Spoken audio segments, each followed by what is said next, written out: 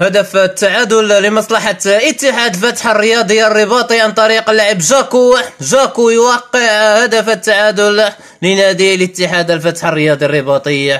هنا لحظة التمرير وكذلك التسديد إلى الشباك التي تغازل مرمى اتحاد الجزائر وسام بن بوطة. هدف أتى لمصلحة اتحاد الفتح الرياضي الرباطي عن طريق اللاعب جاكو، هدف مقابل هدف. صارت النتيجة متعادلة ومتكافئة منطقيا بين فريقي اتحاد الفتح الرياضي الرباطي وكذلك اتحاد العاصمة الجزائرية.